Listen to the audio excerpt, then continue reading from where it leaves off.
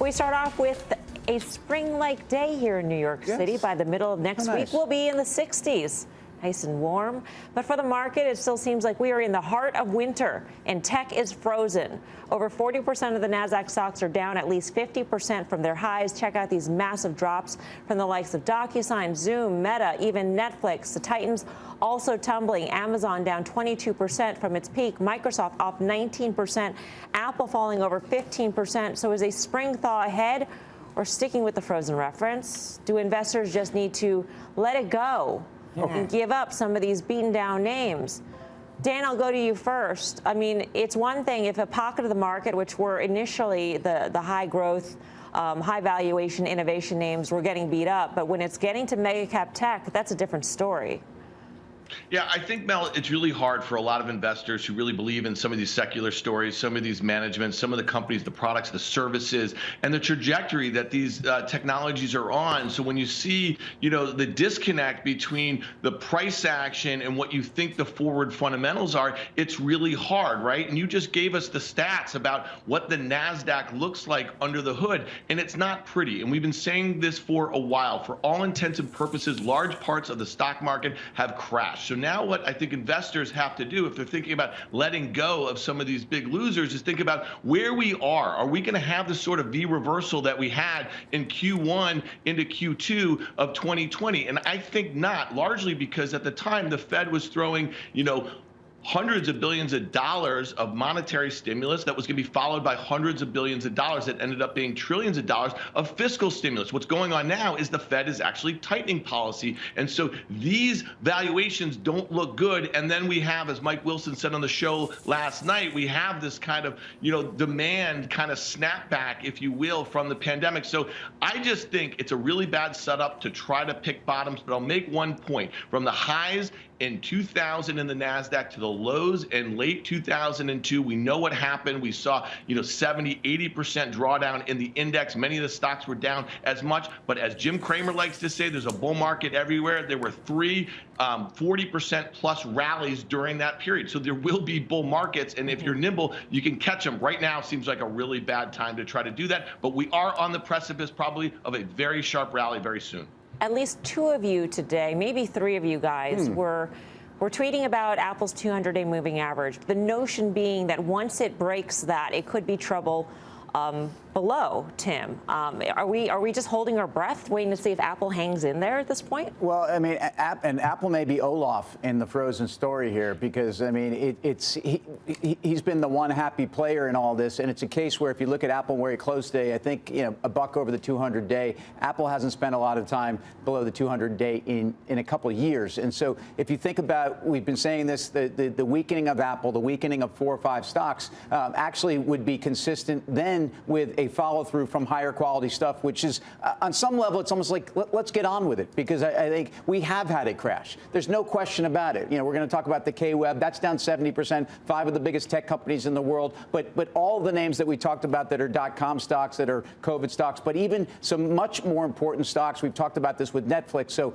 if you look at the triple Qs, they have underperformed the S&P by about 8.5% since January 3rd. If you look at the triple Qs, they've been below the 200-day for the longest period that they have outside of the COVID dislocation in the lows of March since 2016. Again, so we've been in a tech bull market for a long time with a hiccup around COVID. This should be concerning for people, because I think this is at least a gut check. Well, whenever you have a sell-off of the market, they always take the largest cap, safest stocks last. Apple, Google, Amazon, Microsoft. They took them last. But they didn't knock them off, right? So what they did knock off is all the ones that we introduced here, the Zooms, the DocuSigns, the Pelotons. Those are probably never coming back. So other than a gamble, come back. So when I look at it, Facebook, does Facebook even know who they are anymore?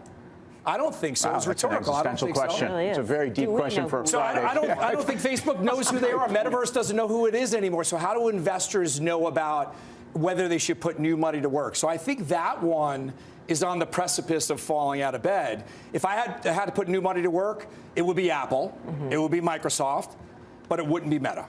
Jeff, you were also tweeting about the 200-day moving average in Apple. Is the notion that we have to see that flush in the mega cap tech stocks as well? And how hard of a flush would you say we have to see? I would imagine it's not as big as let's say ARC Innovation, which was what, up, I don't know, it was 70% lower from its highs in February of last year.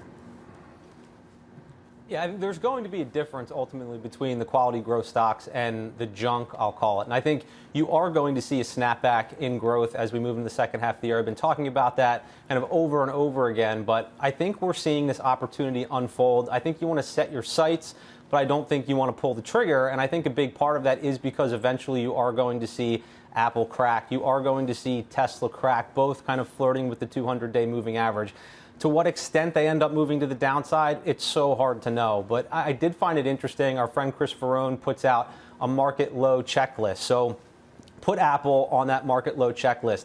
Hasn't broken yet. So that hasn't checked off the list. We haven't had a put call ratio in the 99th percentile.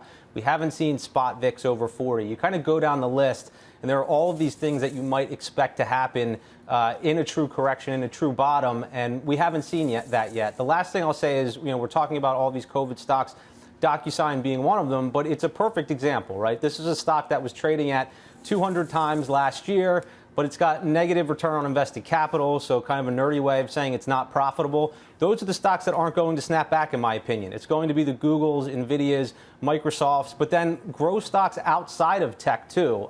Sort of random names like Public Storage, O'Reilly Automotive. These are stocks that have actually held up pretty well so far, and I think investors are going to move toward them as earnings revisions start to slow down and people really look for companies that are able to grow earnings. That's where you're going to find it.